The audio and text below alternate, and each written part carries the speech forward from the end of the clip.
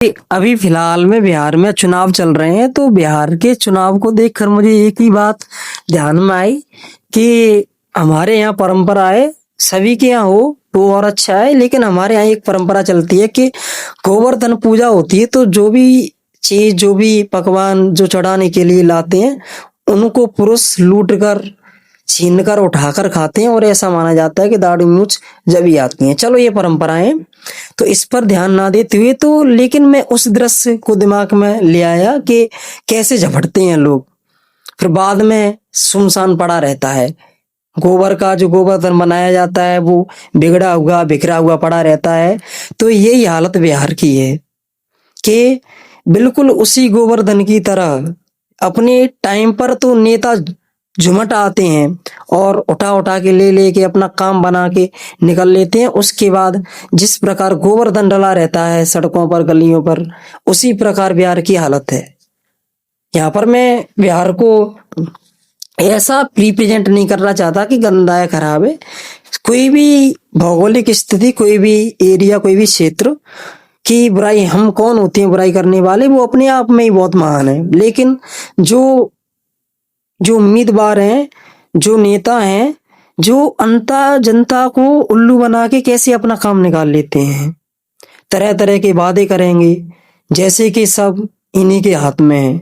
ऐसे ऐसे वादे कर डालेंगे कि जिनको ये जीवन पर्यंत भी पूरे नहीं कर पाए।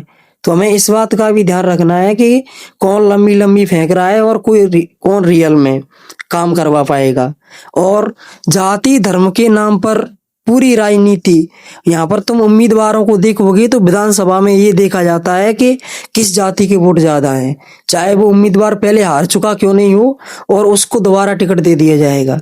तो वो दिया ही इसलिए जाता है कि यहाँ पर ये अपनी जाति के लोगों को किसी लेवल पर किसी ना किसी तरह से इसको मूर्ख बना लेगा और वोट लेके आएगा। उनको चाहिए होती है सीट। तो जब तक इस तरह की राजनीति जमीनी स्तर पर होगी, धर्म की राजनीति और जातियों की राजनीति, या फिर नोट देकर, तो इस तरह केंद्र में सरकार अच्छी कभी नहीं बैठ सकती। जो नीचे से ही भ्रष्टाचार होकर नेता बन के जा रहे हैं विधायिका, विधानसभा, संसद में, तो तुम सोचो कहाँ से तुम प्रधानमंत्री, मुख्यमंत्री अच्छा बैठने की सोच रहे हो। तभी तो अनपढ़ लोगों के हाथों में देश पड़ गया। अनपढ़ किसी में एक व्यक्ति के लिए यहाँ संकेत नहीं कर रहा। यहाँ पर तुम देखोगे, मैं अपनी क्षेत्र में देखता हूँ कि जिन नेताओं को कुछ नहीं आता वो चुनाव जीत के विधायक, मंत्री तक बने बैठे हैं।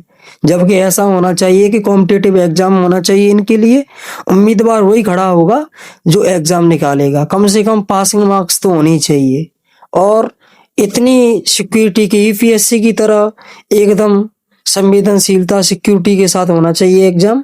नहीं तो ऐसे तो अनपढ़ लोग ही संसद और विधानसभा में पहुंचेंगे, और यही हालत रहेगी इस देश की। एग्जाम तो कंपलसरी होना ही चाहिए। जब तक ये नहीं होगा तब तक किसी भी, तुम सोच लो किस तरह चुना जाएगा, उम्मीदवारों को कैसे चुना जाएगा। तो कम से कम अगर डिग्री भी कंपलसरी कर देते हैं तो डिग्री से भी कोई फायदा नहीं है। डिग्री तो, ये देश ऐसा है कि यहाँ पर ठेके पर बन जाती हैं। कॉलेज जाओ या मत जाओ, पैसे तो बन के आ जाती हैं। जबकि देश का सबसे बड़ा नेता डिग्री ऐसे बनवा के बैठा हो तो आम विधायक, आम जनता तो बनवा ही सकती है। इस बात को तो तुम समझ सकते हो। और ये बातें हर किसी के समझ में नहीं आएंगी, तो जिनकी समझ में नहीं आती तो वो इस चैनल पे क्या कर रहे हैं। इस चैनल पे वही रुकना जिनको ये बातें समझ में आती होंगी, नहीं तो समय व्यर्थ मत करना। यहाँ पर समय व्यर्थ मैं किसी का नहीं करवाना चाहता। मैं खुद के भी बहुत समय को महत्व देता हूँ, तो तुम्हारे भी समय को महत्व देता हूँ। तो समय व्यर्थ ना करें कहीं पर भी।